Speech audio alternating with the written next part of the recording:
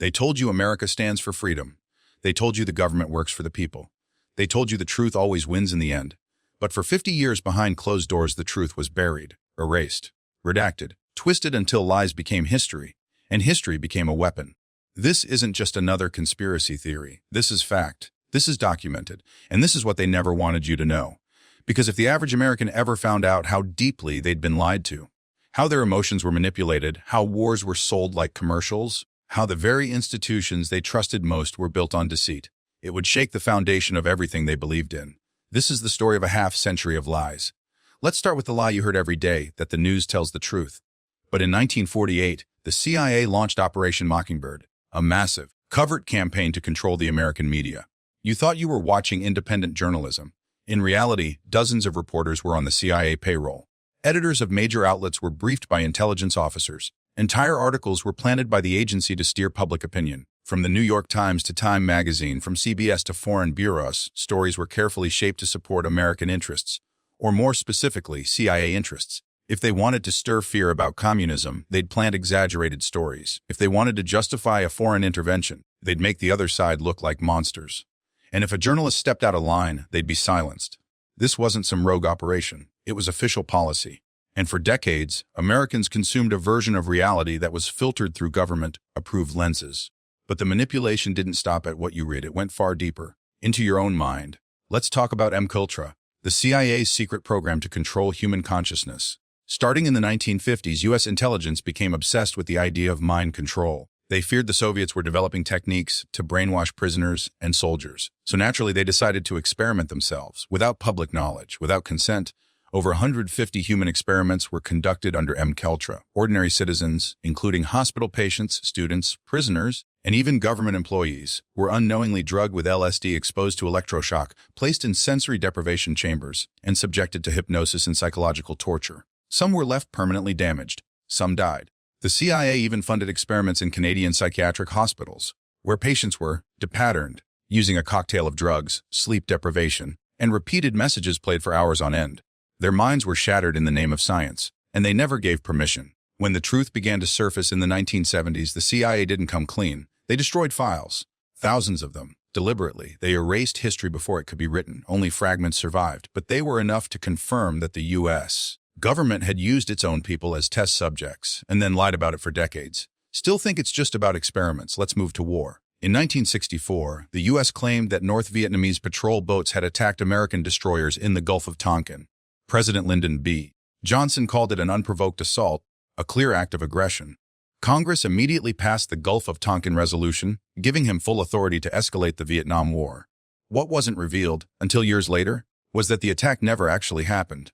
Declassified NSA documents and internal reports confirmed that the second reported attack was completely fabricated. Radar misread, no enemy ships, no actual confrontation. But by then, the damage was done. Nearly 60,000 Americans would die in Vietnam. Millions of Vietnamese civilians would be caught in the crossfire. And all of it based on a lie, a deliberate lie, told to start a war. Fast forward to 2003. The Bush administration claimed that Saddam Hussein had weapons of mass destruction, nuclear, chemical, biological weapons that posed an imminent threat. To the U.S., the media echoed the message. Congress fell in line, and America went to war again. But there were no WMDs. U.S. intelligence knew the evidence was shaky, even fake, but they buried dissenting voices.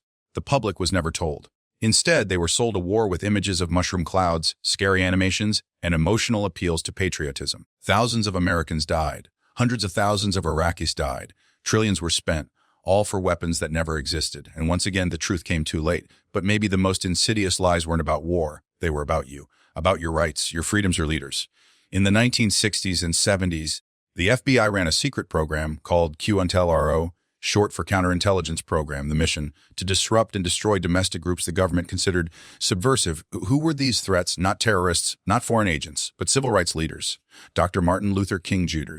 was spied on relentlessly. His phones were tapped, his home was bugged. The FBI even sent him an anonymous letter urging him to commit suicide, threatening to expose fabricated personal details if he didn't step down from activism. Malcolm's the Black Panthers. Even non-violent student groups and Vietnam protesters were targeted. They were infiltrated, discredited, smeared in the media, and in some cases, imprisoned or assassinated. Their crime. Daring to challenge the system. All of this was illegal. All of it hidden from the public for years.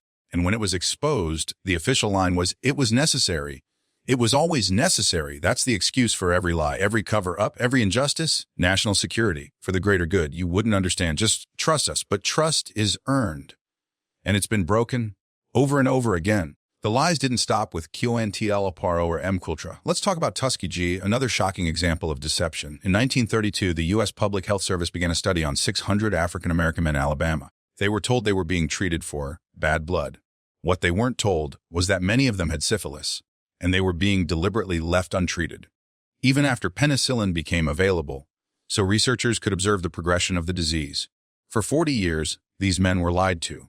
They suffered. Their families suffered. Many died. The government knew and did nothing. It wasn't until the story leaked to the press in 1972 that public outrage forced the program to end, and the official response: "We regret it."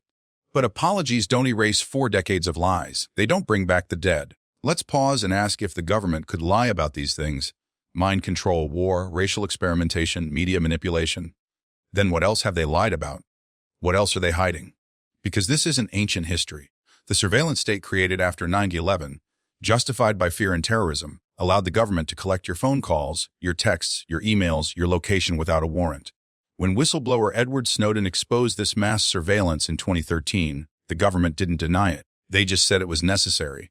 And yet again, you were lied to. The government told you the NSA wasn't collecting data on Americans. That lie was told under oath, on camera, in Congress, and it was false. So here's the uncomfortable truth. For 50 years and more, your government has lied. Not just once, not by accident, but consistently, systematically, and with intent. They lied to start wars. They lied to silence dissent. They lied to control what you think, how you vote, who you trust, and what you fear. And they did it so well, you never questioned it. But now you know. And the question isn't whether they'll lie again. It's whether you'll believe them next time. Because power doesn't apologize, it conceals, it manipulates. It survives by pretending it's on your side. But truth doesn't care about politics. It just waits, buried under redactions and sealed files, until someone dares to uncover it. If you've made it this far, maybe that someone is you. So the next time you hear a polished speech, the next time you see a patriotic headline, the next time they say, "Trust us, we'd never lie," remember this: they already did.